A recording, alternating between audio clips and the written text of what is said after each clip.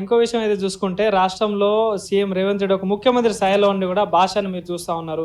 So మొన్న అసెంబ్లీలో కూడా గొట్టం అని బట్టి చెప్పుకొని బట్టలు ఉప్పి కొడతామని చెప్పేసి ఇక నానా రకాలుగా మాట్లాడిండు.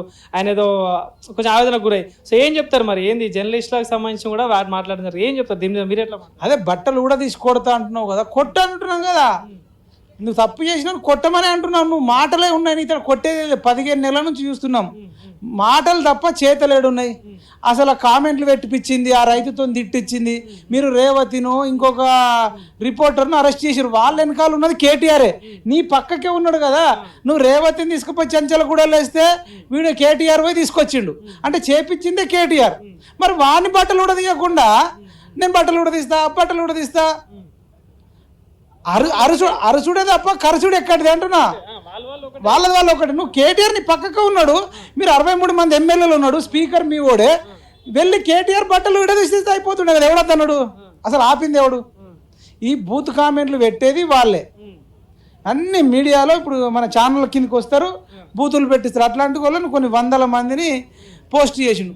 ఆ పెట్టేటోడిది తప్పు కాదు, పెట్టించినోడు కేటీఆర్, హరీష్ రావు ఇద్దరు పక్కకే ఉన్నారు. వాళ్ళ బట్టలు ఇప్పలే. యశోద హాస్పిటల్కి పోయి కేసీఆర్ చూసి వచ్చినావు, అప్పుడు కేసీఆర్ బట్టలు ఇప్పలే. మరి ఆ ముగ్గురు నేను బట్టలు ఇప్పకుండా నువ్వు ఎవరి బట్టలు ఇప్పుతావని అడుగుతున్నా. ఎట్లా చూసుకోవచ్చాను మరి, ఎట్లా అనిపిస్తుంది మరి? కాంగ్రెస్ పాలన 7.5 పాలన పూర్తయిపోయింది. సో మొన్న ఎమ్మెల్సీ ఎలక్షన్లో కూడా మీరు గ్రౌండ్లో వెళ్ళి కూడా తిరిగిన పరిస్థితి, కానీ ఎమ్మెల్సీ అధికారంలో ఎమ్మెల్సీ కూడా అది అటు బీజేపీ గెలిచిన పరిస్థితి, ఇటు కాంగ్రెస్ పార్టీ అధికారం ఉంటే అక్కడ బీజేపీ పార్టీలు గెలిచిన పరిస్థితి. ఏం చెప్తావు అసలు, ఎట్లాంటి సమస్యలు చూసినా? ఇప్పుడు కేసీఆర్ 10 ఏళ్ళలో వచ్చిన వ్యతిరేకత ఈయనకు 15 నెలల్లోనే వచ్చింది.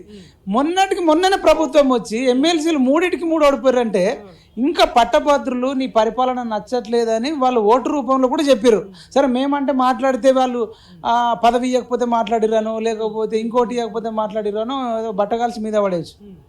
ప్రజలు ఓటర్లే బుద్ధి చెప్పారు కదా, నువ్వు నచ్చలేదయ్యా రేవంత్ రెడ్డి, నీ బిహేవియర్ నచ్చట్లేదు, నీ మాటలు నచ్చట్లేదు, నీ దొంగ మాటలు, నీ అబద్ధాలు నచ్చట్లేదని వాళ్ళు అనుకొని ఓటు రూపంలో వ్యతిరేకంగా వేసారు కదా. మరి ఇంకా అంతకంటే ఏంది?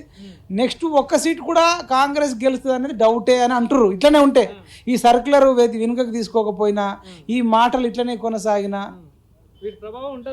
ఉంటుంది. కొడంగల్లో ఈ రేవంత్ రెడ్డిని ఓడగొట్టడానికి డప్పు పట్టుకొని మరీ కొడంగల్కి పోతాం. నెక్స్ట్ ఈయన ముఖ్యమంత్రి కాదు కదా, ఎమ్మెల్యే కూడా కాని పరిస్థితి ఉంటుంది.